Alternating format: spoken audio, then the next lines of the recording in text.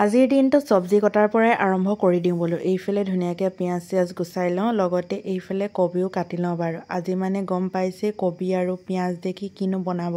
হয়, আজি বাৰু কবি ভাজিকে বনাওঁ আহক। এইফালে তাৰ পাছতে পাই গ'লোঁ ডিম এটা, হাঁহৰ ডিম। হাঁহৰ কণী পাৰিছে আৰু মানে এইকেইদিন পূৰা কণী পাৰিছে হাঁহে। তাৰপাছতে মায়ে আনি দিছেহি, এতিয়া মানে পূৰা ধুনীয়াকৈ আমলেট বনাম পিঁয়াজ আৰু কণীৰ লগত। এতিয়া বহুত দিন হাঁহৰ কণী খোৱা নাই, মানে এবছৰৰ মূৰত বছৰে কণী খোৱা হয় ন, সেইটো কাৰণে এইবছৰ প্ৰথম হাঁহৰ কণী খাম আৰু। তাৰপাছতে এইফালে লগতে আলু কাটি ল'লোঁ। এয়া ধুনীয়াকৈ আলু, তাৰপাছতে বন্ধাকবি, পিঁয়াজ দি ভাজিম, তাৰপাছতে আৰু আমলেট এটা বনাম। পূৰা আজি একদম বিন্দাছ খাম। এইফালে সকলোখিনি ৰেডি কৰি মেলি ল'লোঁ আৰু।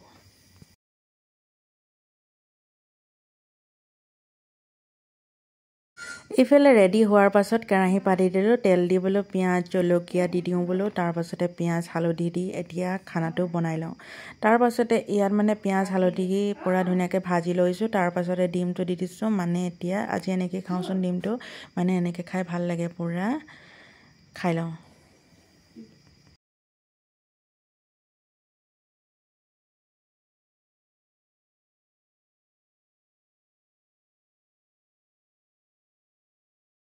এইফালে ভাত পানী বনাই ৰেডি হৈ গ'ল। এইফালে কবি আলু ভাজি আৰু লগতে নেমু এডোখৰ লৈ লৈছোঁ।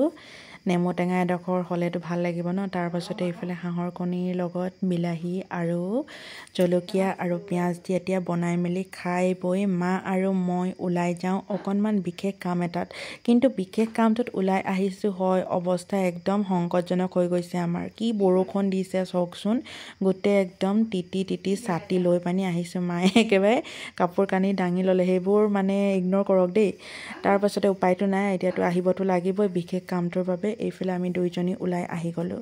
এইফালে ওলাই মেলি হৈ গ'ল। তাৰপাছতে যিখন দোকানলৈ আহিছিলোঁ, কিন্তু দোকানখন এতিয়া দিনত বন্ধ।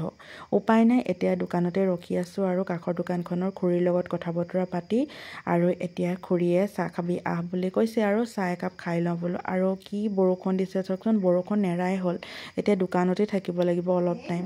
তাৰপাছতে এতিয়া দোকানত গৰম গৰম চিংৰা আৰু পকৰীৰ লগত চাহ একাপ খাই পানি এয়া বৰষুণো এৰিছে আৰু অলপ কমিছে, সেইবাবে বোলো ঘৰলৈ গুচি আহোঁ। এতিয়াতো কামটো নহ'লে বাৰু, এতিয়া আকৌ গধূলি সময়ত আহিবগৈ লাগিব।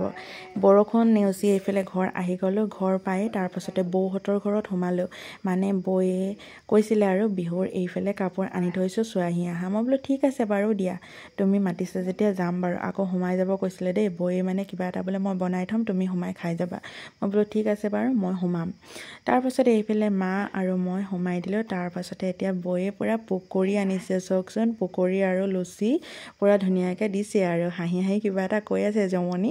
তাৰপৰা মই বোলো ঠিক আছে, ঠাণ্ডা বতৰত এতিয়া পকৰী লাল চাহৰ লগত, আৰু এইফালে দাদা বহি আছে ঠাণ্ডা কাপোৰ চাপোৰ লৈ।